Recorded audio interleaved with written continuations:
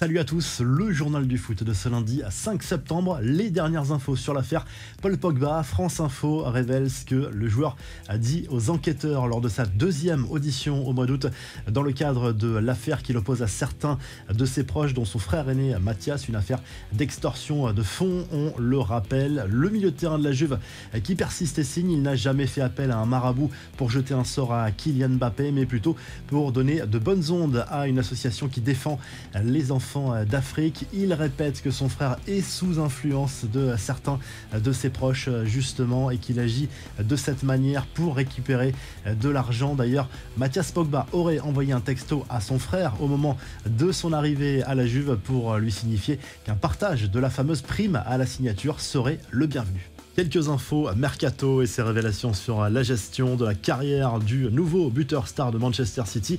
Dans le documentaire Haaland The Choice, on apprend grâce au témoignage de son père et agent que le choix n'a pas été simple. Le Norvégien a été tenté par l'option d'un transfert au Real Madrid, mais a rapidement changé d'avis pour deux raisons. D'abord parce que le club merengue possédait déjà Karim Benzema, encore au top et grand favori pour le Ballon d'Or. Ensuite parce qu'il y avait à l'époque encore une grande incertitude au sujet de l'avenir de Kylian Mbappé.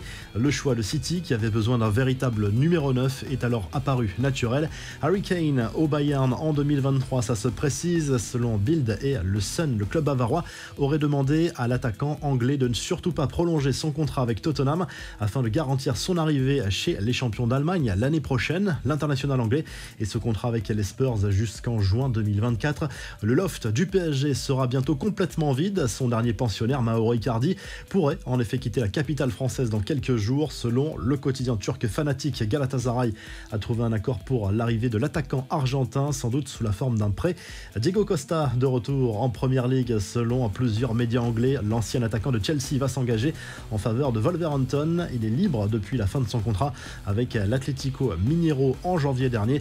Enfin, Nice s'offre une 12e recrue, libre depuis la résiliation de son contrat avec Chelsea. L'international anglais Ross Barkley s'est engagé avec les Aiglons. Le milieu de terrain a même été présenté à ses nouveaux supporters avant le match contre Monaco, perdu 1-0 par les Niçois. Les infos en bref, les débuts réussis de la recrue star de Manchester United. Le Brésilien Anthony, recruté 100 millions d'euros il y a quelques jours, a marqué pour son premier match à Old Trafford face à Arsenal dimanche. Victoire 3-1 face au leader des Red Devils qui enchaîne une 4e victoire de suite en Première Ligue. Cristiano Ronaldo a encore débuté sur le banc avant d'entrer à l'heure de jeu.